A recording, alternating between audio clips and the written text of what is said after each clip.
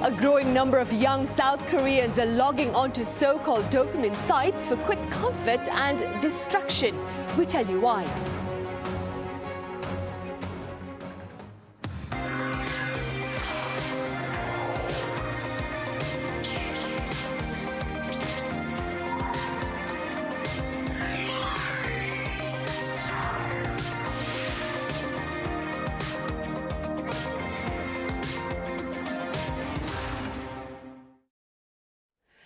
Hello and welcome to Friday's edition of Press Perspective for July 10th here in Seoul. I'm Min Sunhee. Is it a harmless pastime or is it a harmful habit? Now, this is a question being debated as dopamine sites gain traction among the young here in South Korea. For more, I have Hanna with French weekly La Tribune Dimanche. Hanna, it's been such a long time. Welcome back. Yeah, thank you. Thank you for having me here today. I also have writer Colin with us. Colin, welcome back. Thanks, glad to be here. We will start with you, Hanna. Let's start with some background information about these dopamine sites. So what are they? Why are they, if you will, and who started them? Yeah, well, these so-called dopamine sites are one of the latest trends, online trends to emerge in South Korea. And actually, the idea behind them is quite unusual because they allow people to experience the pleasure of certain activities, experiences, but without actually doing them. So it means like basically these websites recreate familiar experience such as ordering food, online shopping, or even the social ritual of a cigarette break, but in a completely virtual way. So for example, some fake delivery apps look almost the same, identical to real delivery food platforms. So users can browse restaurants, choose a meal, customize their orders, and add items to a basket. And they can even follow a virtual driver on a map. But in the end, nothing happens, like the food never arrives and no money is spent. So actually, one of the first examples that became popular in South Korea was actually a fake food delivery app. And it was created by a Korean developer. And he said that the idea came, he found this idea from his own habit of opening an app like late at night when he didn't need to order food. So the idea also became popular among young Korean people because they realized that what attracted them was not the food itself, but the process of ordering it. So, for example, one of his workers, like the Korean developer, said that he used to open this food delivery apps late at night. So this app actually allowed him to enjoy the process without spending any money, and he said that it helped him to feel a little bit more relaxed. And then other creators develop similar dopamine sites, so online shopping, and also like this so-called online smoke break, when users can experience like a cigarette break together and anonymously share short messages together. Right, I see. Colin, what more can you tell us about the reason why young Koreans are drawn to these dopamine sites? Well, we could start with the actual name of these sites, dopamine sites, or apps you could call them, I suppose, or they're modeled on apps. But the word dopamine sounds technical, and it is in a sense. It's a word from neuroscience referring to a neurotransmitter, or a sort of chemical or reaction in the brain that the brain uses for internal communications. And so dopamine is the neurotransmitter that makes something, or makes an action or a thing you observe feel important to you or feel motivating. This word dopamine has been thrown around a lot in the Western media the past 10, 15 years, mostly in discourse about internet addiction or Netflix binging, things like that, where people develop these habits that they don't really like, but they keep doing them because it feels like an easy gratification, and they blame dopamine. They say, well, it's the dopamine, I'm just trying to get a dopamine hit. And it's a little bit of an abuse of the term scientifically, but you kind of get a sense of what people mean. You know, even these young Koreans using these apps or sites, they want to feel what's been called the dopamine hit without having to pay any money for delivery or really having even to deal with the consequences of any kind of their order. You know, we've all, I think, used the actual functioning delivery apps, and sometimes the food is not kind of what it looks like when you order it, and so it cuts off that avenue of disappointment for sure, but it does make you feel like you've done something of moment in a sense. You've not achieved something, but, you know, again, we come back to dopamine. It feels like you did something you had to do or were motivated to do in that moment, and then you didn't spend money, you didn't have the food, you don't have to worry about it, maybe you can get to sleep. I think that's a lot of the motivation right there. Ironically, the word dopamine used in this context is more accurate to the scientific concept than you hear in a lot of the sort of US media talking about gambling online, which I'm sure we'll get to, or binge watching, that sort of thing. Right. Now, Anna, while quite a number of people regard this phenomenon as I mentioned, as a harmless pastime, there are others who believe it may become a harmful habit. Why are they worried, and what are your thoughts? Yeah, well, most people see these apps are completely harmless, and to some extent I can understand their point of view, because if they avoid someone like making impulsive shopping or save money or even resist to late night ordering late night food, that's obviously a positive thing. And some users also say these apps provide a brief mental break from stress of everyday life. So when you take the online smoke break, for example, it allows users to take virtual break together and share anonymous short messages, as I said, like I'm hanging in there together, or I want to go home from work. So and for students especially, they also can, like while working on assignments, it makes them feel a little less alone to see that other students are also struggling. But of course, experts have raised some concerns about it. First, they point out that users are still chasing this dopamine rush, like the dopamine. So they're repeating the same behavior, like the browsing, the choosing, and the ordering. So even if they don't spend any money, they're changing the outcome, but not necessarily the process, the habit. So there is also another concern. It's that this app could encourage people to replace the real human relationships with digital ones. So some researchers describe this as pseudo-sociality or fake relationships. And because these online relationships, they are easy, predictable, completely safe, it may gradually become more complicated for people to enjoy like real human relationships, because of course it's more complex. Sometimes it involves like conflicts or stress and rejection. So, and there is also one professor who compared this to our immune system. Like if we're not exposed to a little bit of social friction, then our social immunity will decrease over time. So personally, what I found the most interesting with these apps, it's not like the apps themselves, but what they reveal about society. Like they remind us that many young people are trying to cope with stress and like stress of everyday life. So I do think that the real question isn't whether these apps are good or bad, but why so many people feel the need for them in the first place. Right, and staying with that, Colin, do you suppose this trend reflects something deeper about modern life here in South Korea? Well, certainly about the rise and fall of trends themselves in South Korea. Now, we wouldn't want to overstate, I think, the actual popularity of these fake delivery apps or smoke break apps.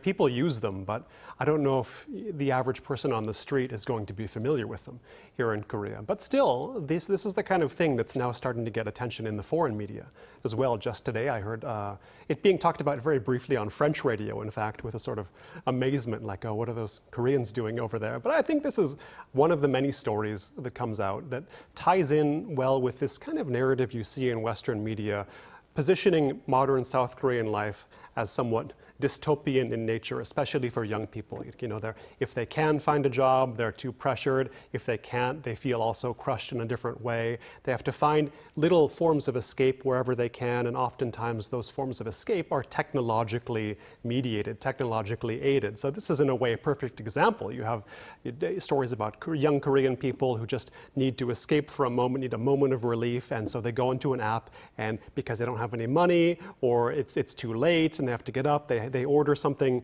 that's not real. They order a meal that's not actually going to come. You know, this is, in a way, it's a perfect story for a certain narrative of South Korea in the 21st century. And it represents something real, but also something real that you could find in the old stories about mukbang, the videos that just show the host eating large quantities of food over the course of 1, 2, 3, 4 hours. You know, to foreigners, it seems strange. And even to many Koreans, I think, these trends seem a little bit strange, but they're not surprising in a way, because they do offer a convenient form of escape or slight relief or dopamine hit, shall we say, in the moment. But I think there's not a lot of cross-cultural translation. It's still it remains a curiosity abroad. And that being said, Anna, do you see yourself engaging in these sites? And could they serve to perhaps engage young French adults, do you think? Well, actually, as a journalist and someone who is really curious about all the new trends that are emerging in South Korea, I had to try the apps by myself. So I tried these fake delivery food apps, and what's fascinating is that it really looks like a real food app delivery. Like you said, you can search restaurants, you can choose your delivery option, all the prices are displayed, and yes, you can customize everything. So were you making a reservation or were you ordering food? I mean, when you're trying out these apps, were you trying to make a reservation somewhere, or were you trying to order food? No, just trying to order food, just trying this fake process, right? So what I found even crazier is that there were like ratings and even like comments from supposedly satisfied customers. So it even made the whole experience even more realistic. But to answer this question very honestly, I don't think that I would see myself using these apps like on a maybe weekly basis, because actually it already happened to me that you're going to a real delivery food app, you are really starving, you're ordering you pick like the perfect food, and then by the time you want to order, but you just realize that the restaurants had already closed. So I feel personally there is nothing more frustrating. So I couldn't really see myself engaging in a process where I already know that I won't receive any food, So yeah. Maybe, I don't know, maybe I'm too old for this trend, I don't know. But yes, and as for whether this could appeal to young French adults, well, as I told you, I was genuinely surprised when I discovered this habit in South Korea. And so were my French friends when I told about them recently. Actually, I had to tell them, no, it's not a joke, it's really like something happening in South Korea. So they were also genuinely surprised about it. And so my impression is that South Korea is really like a digital-first culture, really more than France. So I think that definitely like French people would be intrigued, curious about this habit, but I don't think it could become like a mainstream habit like it has in South Korea. Right, so that's the potential case in France there. What about over in the US, Colin? Do you see young Americans engaging in these sites? I wonder. Here in Seoul, especially, the culture and technology of food delivery is so advanced that the US is still in many ways catching up to the real food delivery, let alone fake food delivery, which I think might not come, although the US, it's not like Americans are immune to being addicted to apps and sites and things like that. I mean, I mentioned earlier gambling. I was reading a statistic that more than 50% of American men between their 20s and 50s, something like that, like half of that population has made a bet online. This has all exploded in the decade I've been away from the US, and I think this gets discussed in ever more concerned tones about how much gambling Americans are doing on their phones. And this is different, of course, but in a way comparable, because all these bets, not all of them, most of these bets are very low stakes. And usually if you're betting on something on your phone, be it sports or whatever else it might be, you're not going to win any money, but sometimes you might. And so the typical result is negative or zero, but it just compels people to go on and keep checking and keep betting and just going through the actions, feeling probably the same sort of dopamine function, like I'm doing something important that deserves my attention with stakes and consequences. It's not really, but they could make some money potentially. With the fake delivery apps, the prospect is sort of, in a way, it's safer. There are no prospects. You can feel the experience, you can maybe trigger some of the same reactions that you feel when you actually order food, but there is that sense of safety. Whereas with gambling, I don't know, maybe Americans as a people just like to feel like they're taking a risk, even if they're not. And maybe more young Koreans just want to feel like they know what's going to happen. They want to feel a certain sense of predictability. Right, predictability, I like that.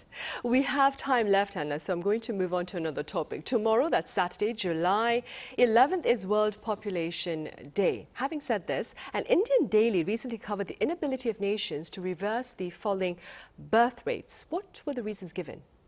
Well, actually, according to the article, the main reason is that governments have discovered that money alone simply isn't enough to make people having more children. Actually, countries like South Korea, Japan, Singapore, and even China have invested billions of dollars in baby bonuses, tax breaks, parental leave, and housing support. And in some cases, these measures have had a small and temporary effects, but none of these countries had effectively managed to bring fertility back to the replacement level. So the article explains that having a child isn't just like a financial decision, it's a life decision. So nowadays, people don't simply ask themselves, can I afford a baby today? They ask themselves, can I afford to raise a kid for the next 20 years? So this is where the real challenges begin. So one of the biggest issues is housing. In many countries, especially in large cities, buying a home or even renting a home has become increasingly expensive. So of course, it's making it much harder for young couples to start a family. And another factor is that people are getting married later or not getting married at all. And in East Asian countries like South Korea, Japan, and China, marriage and childbirth are still like closely linked. So of course, fewer marriages will lead to fewer births. And the article also highlights the difficulty of balancing work and family life. And especially many women, despite being more educated and pursuing successful careers, they still feel they are expected to carry most of the responsibility for raising children. So without more flexibility in the workplace and greater gender equality, many couples simply postpone having children, or they just decide to make fewer children.